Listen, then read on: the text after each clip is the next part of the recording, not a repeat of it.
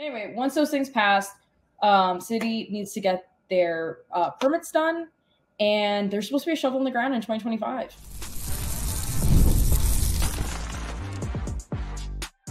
You are Locked On Rays, your daily Tampa Bay Rays podcast, part of the Locked On Podcast Network, your team every day.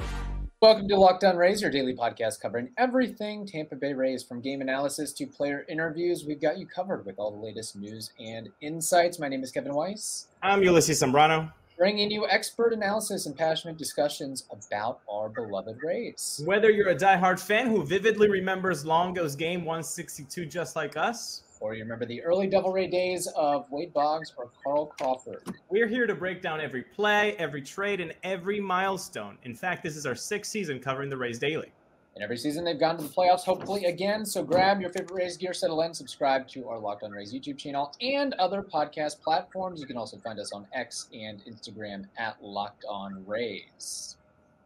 All right, on today's episode, we have a special edition. We are joined again.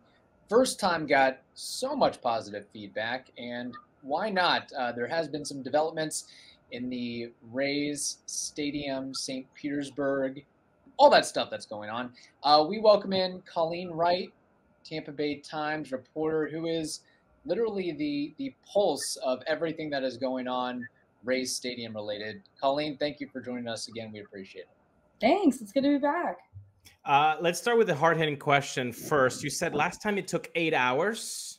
How long was it this time?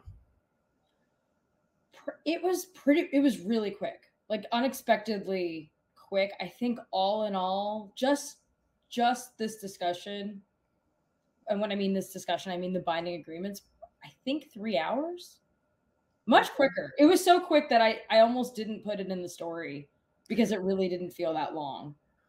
I've seen more people at City Hall for zoning changes than for something as big as this. What do you think led to that? Was everything just pat down like everybody wanted to? Like why was it so smooth? There were a few things. So, well, one is I don't think many people from the public really showed up. I mean, there were people. I would say if I were to count them, 30, 40, but not like the dozens, or maybe you would think like 100 that I think even City Hall was even bracing for. It was in the middle of the day. In fact, the city council voted to move up the meeting. It was supposed to start at, I believe, 1:30, and they moved it up to 11 a.m. So that kind of shifted the day. And of course, people work, and that's kind of a harder thing to fit in your schedule. But also, the city council chairperson actually tried to put in kind of like a time limit for city council members.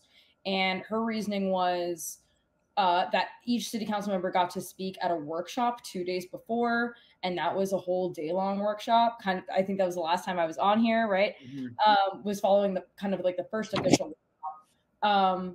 But this time she kind of made the point of, well, everyone got to talk at the workshop, so we're going to try to keep this quick. And they were kind of hoping to not drag this out. If certain items on the agenda don't get heard before 10 p.m., they can get kicked. It's possible that they could get kicked to the next meeting. And I think City Hall wanted to avoid that. Mm-hmm. So I think they were trying to look for like a speedier day to kind of, hopefully hurry it up and get approved. And I think everything went as expected. I think everyone expected a 5-3 vote. I might've been on here last time and might've predicted a 5-3 vote. So I think everything pretty much went as expected. So now the next step is going to Pinellas County, their commission, for a vote. Now, is this pretty much a formality, or is there going to be some scuttlebutt back and forth between the commissioners on getting approved, and if there will be nay votes? Just get us into the mind of what this next step will entail, more or less, from your perspective. Absolutely. So the tallest hurdle for anybody who wants the deal done, so for the Rays, for Hines, for the mayor, was to clear it through city council, because you had 3 council members out of 8 who were openly opposed to the deal for various reasons. Mm-hmm. So that was kind of the tallest hurdle that was cleared. Now you have the Pinellas County Commission that they have a much simpler decision. All they have to do is pretty much decide on voting on whether they should commit $312.5 million specifically from their tourist tax chest. So this is money that really can't be spent on other things like St. Pete could have done. So this tourist taxing has to be spent on tourist things. It could be spent on spring training for the Phillies, right? It could be spent on museums. It's very specific to tourism. And I believe the fund makes like $100 million every year. So they're rich tourist tax dollars. This is kind of like the fees that are on your hotel stay or your Airbnb bill. Right. And so that's all they have to do. It's a much simpler decision. And there isn't anyone openly opposed to the deal like there was on the city council. Is everyone happy with all the terms? No, but we have no one even on the record beforehand saying, I'm not a fan, I'm opposed to this. And there's only 7 members on that county commission. So they need 4 votes for. So, right, you need like a 4-3 vote. Mm-hmm. There's not even one person who's openly saying I'm going to oppose this. So there certainly isn't 4. So it's just so I wouldn't really call it a formality, but it is the last step. So once they prove that, there's a vote tentatively scheduled for July 30th. And once that's done and they do approve that, which, it's looking like they will, then you for sure have a stadium deal and the Rays are for sure to stay. One more step. You mentioned that the 3 council members, I believe the first time you were here, you said Hanowitz, Floyd, and Muhammad, correct? And those were the 3. Now, were they at any point since 2 months ago till now, till the vote, did they get closer to a yes? Anything that they wanted got amended, or it just was a clear no and they didn't even take a step forward?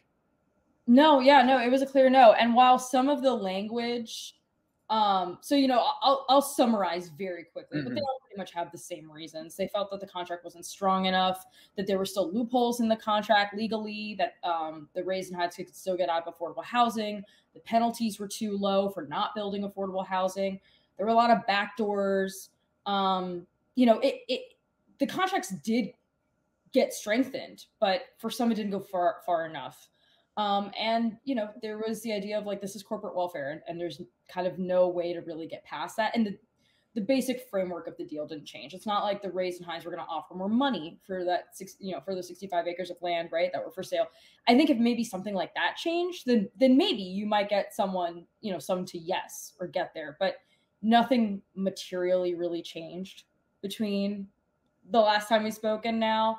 And so they were all pretty adamant. And I believe the reason why, you kind of saw this getting delayed a little bit more and more is they kept adding certain things. Like, for example, there's now a little bit more on environmental, building to environmental standards, building to resiliency and sustainability standards. They were unanimous in that change. There was a change made on the day of the vote for the historic gas plant, for that language to be a little bit stronger. And instead of designing to standards such as, like, you might have heard of LEED or Energy Star, those kind of like sustainability, energy efficient standards, to actually implement those. So they added the words to implement. So not just design to those standards, but to actually follow through on them. So they were unanimous. So even your no votes were unanimous in adding that language, but it still did not go far enough for them. And I'm not surprised. I would not have. It would have been earth shattering if we had like a 5-2. I'm sorry, like what is that? Like a 6-2 vote or something like that. Or if those numbers change, I would have been shocked. It would have been really interesting.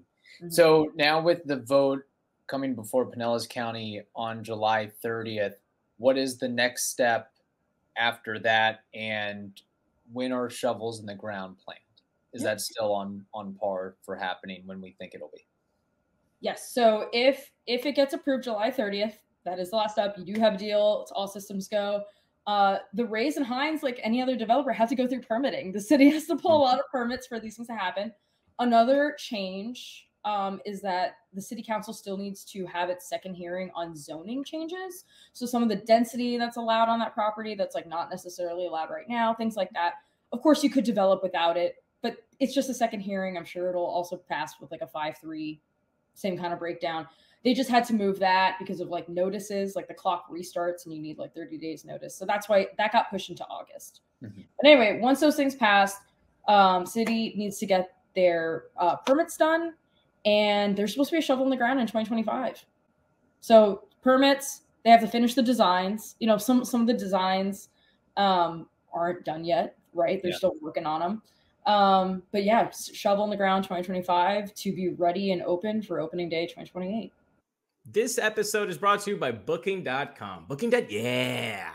With summer travel heating up, and boy, is it heating up. It's always humid, man. Kevin, are you sweating like right now?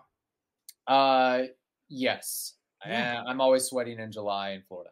Well, guess what? You can get out of Florida heat and maybe go to Chicago heat, maybe New York heat, maybe Baltimore heat. You know, Kevin just went to Boston and he had a great time.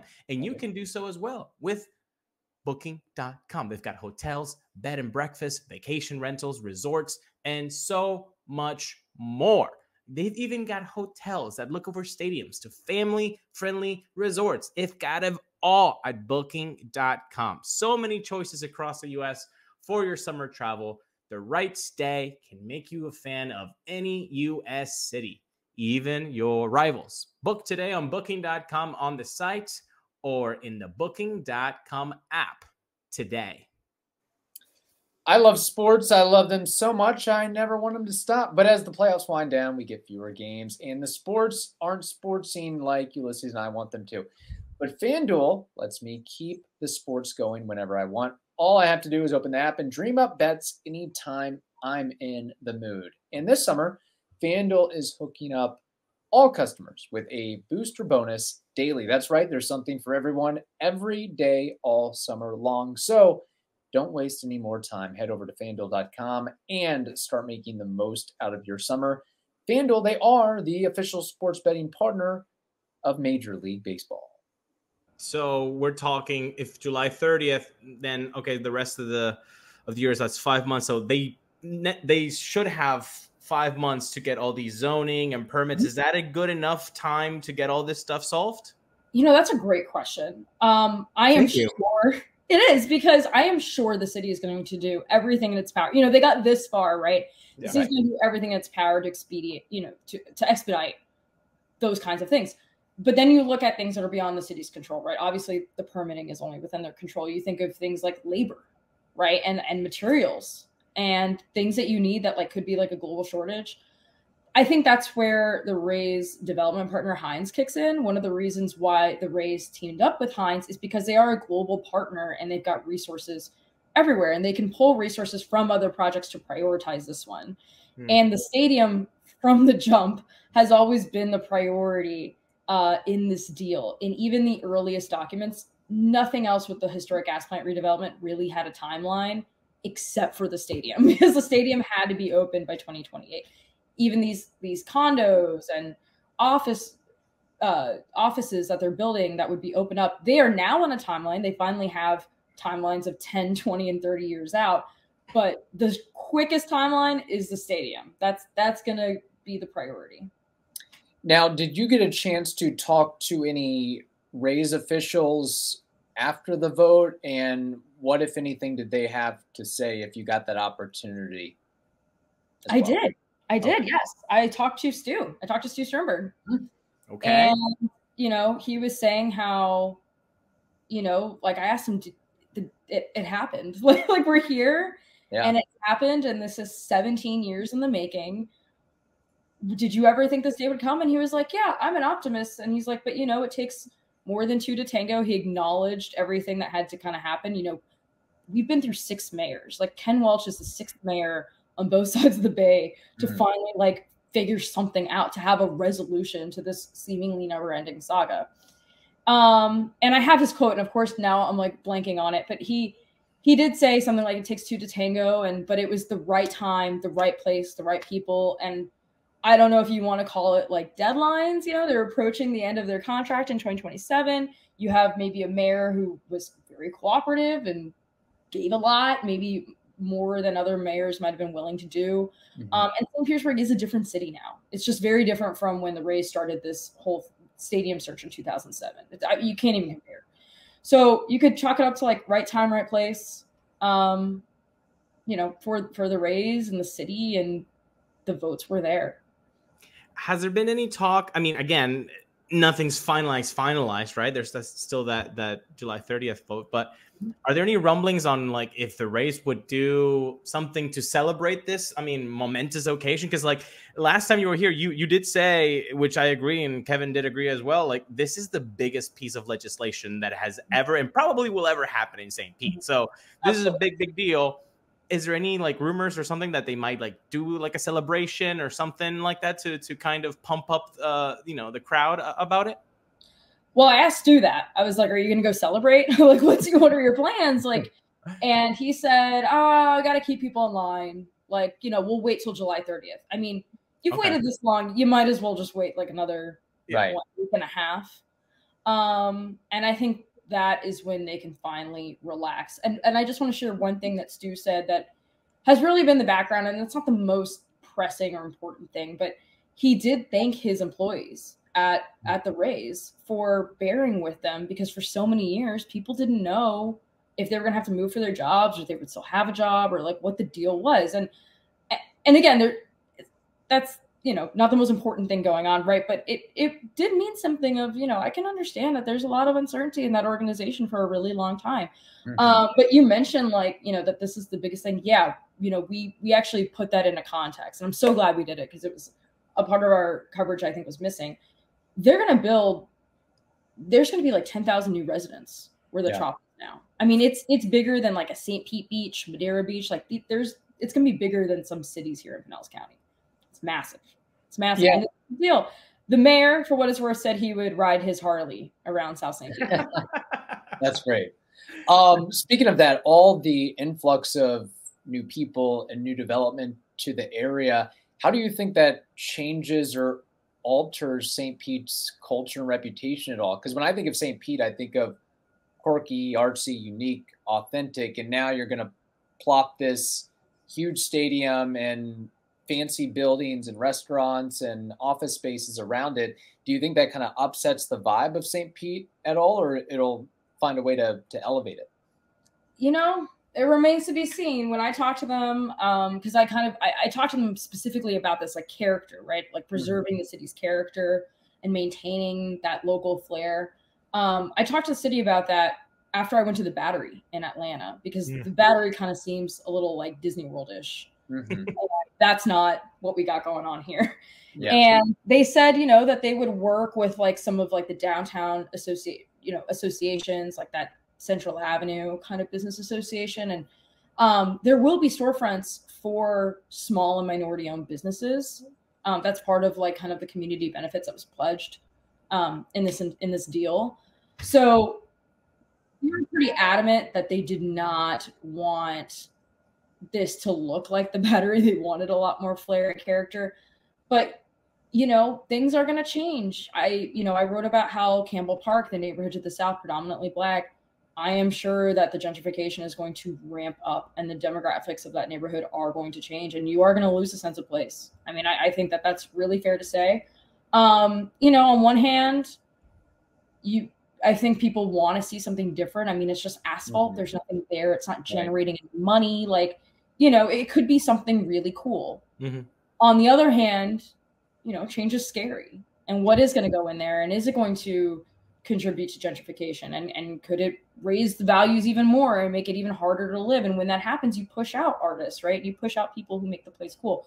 Frankly, I think that's kind of already happening. We've been in an affordability crisis since COVID, right? Like 2020, 2021. Yeah. So remains to be seen. They seem very conscious of it. I think everyone's very conscious of how special St. Pete is. But, the Rays and Hines can turn around and sell this land. It has to be to a Rays affiliate or a Hines affiliate, but we don't know exactly what that means. And that's one of Hanowitz, one of the council members who's former federal prosecutor. She was asking, what does that mean? Who are those people? Do they really understand the vision? Those are kind of unknowns. You don't know. And remember, this is going to be built over 30 years. So even though everyone now has the intention, people are only going to go by a contract because that's what you can go to court with, right?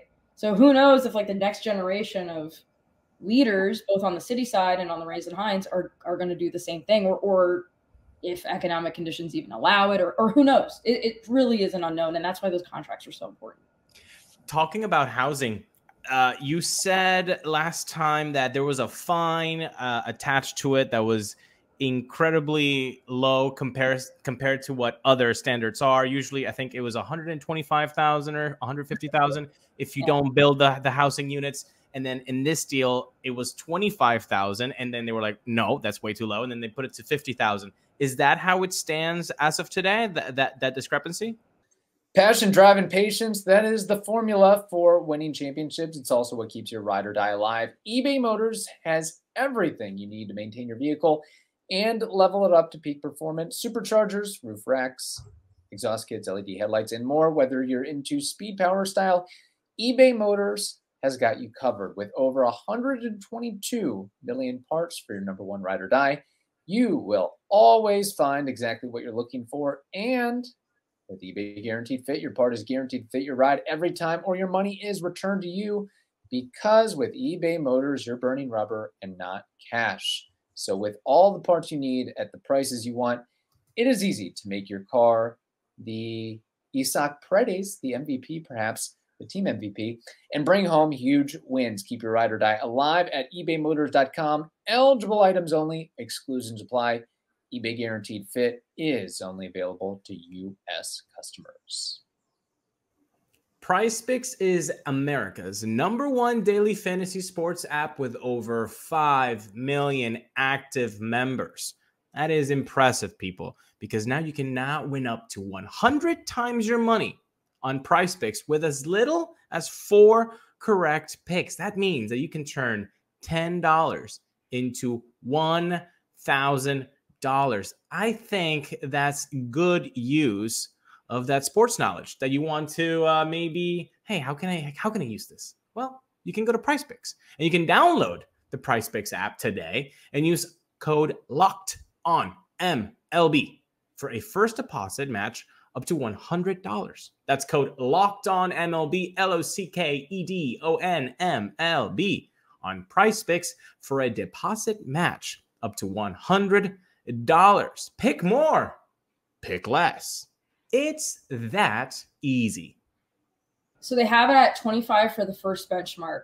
And I don't have the years in front of me, but they're all spaced out. But the first benchmark, so it's like 300 units by, I think, 2030 or 2032. Uh-huh. And then it's like 2037. They're all like spaced out 2042, 2047, like that. So the first year it's 25. That stayed the same. Okay. And the 2 middle years are 50. And the last year, which is like 20, I forget it, 2047, I think, then it goes up to 75. But nothing in this agreement accounts for inflation. Right. So like it's 75K like right now, and then time value of money is not going to be the same. Okay. Yes. So did they raise it? Yes. Was it anywhere near what the community benefits agreement, community benefits advisory council asked for? No. And actually a lot of the things they asked for were not in there or barely addressed. And what is the total number of households that need to be built that are only affordable? And what are the number of housing that is supposed to be just like market value? Because there's both, correct? It's not only affordable housing? Yes. So there's affordable and there's workforce and then there's market rate. And I can go through those. So affordable housing is defined as up to 80% of the area median income, which the last I looked for a family of 4 is like, I'm not even going to say that. It was like $68,000. It wasn't very high, it was low. Okay. So they have, I believe the breakdown is 300 at 60%, 300 at 80%. And then when you get to 100 and 120%, those are considered workforce housing. And there's, I think, 100 units at 100% of the area median income and 500 at 120. But only 600 of those units are guaranteed to be on site. The other 650 can be off-site. And that can look, they left a lot of leeway. They can convert regular market rate housing into affordable housing. They can, and this is one of the things that was tripping up Richie Floyd, for example, is that the affordable housing is still subject to change if, I think what the language goes, unless like local, state, or federal housing subsidies are not available.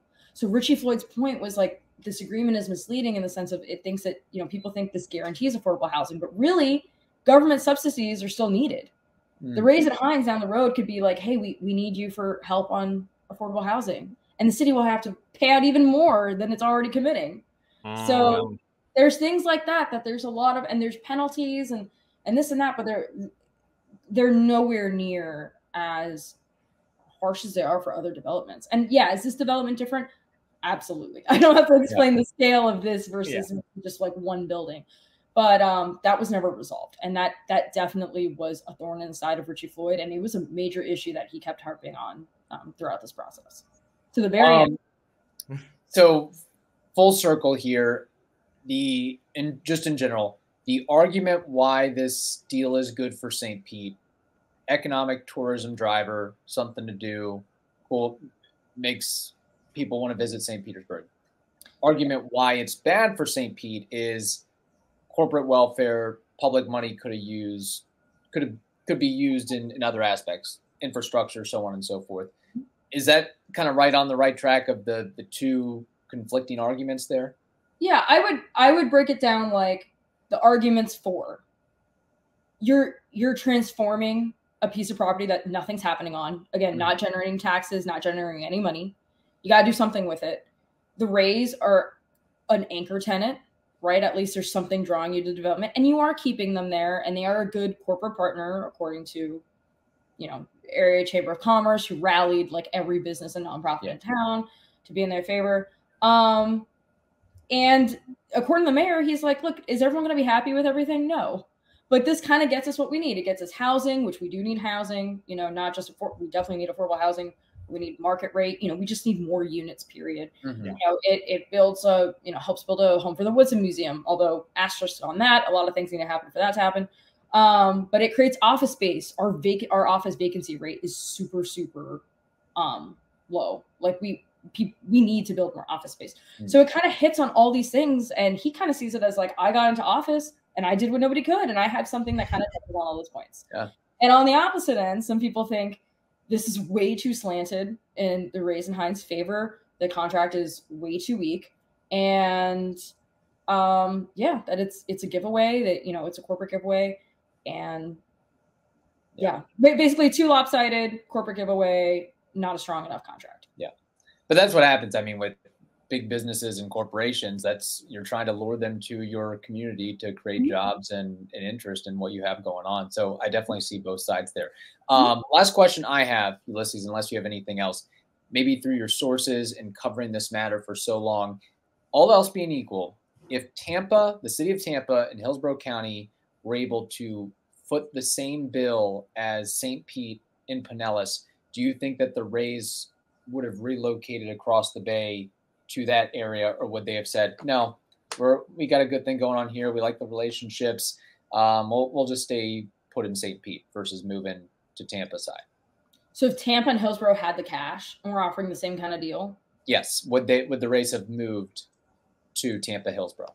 Okay, so I'm gonna preface this with, I cover St. Pete. I just don't know the dynamics of Hillsborough, but I can tell you, if they had the money and were offering the same deal, I am 99% sure they could probably go. Oh yeah, if they had a site, if they had the funding, if they had a mayor who was willing to lay it all out, I mean, this is all completely hypothetical, but Tampa, I think we discussed this last time, like, they don't got the money, and like Roman James is going to need upgrades, Amelie's going to need upgrades. They already have 2 facilities over there that are going to cost them some cash. Right. Well, Colleen, you're breaking my heart as an Ybor resident, so that's nice. That's why Ulises moved there, so he could capitalize on the Ybor Rays and just need a beach in Ybor.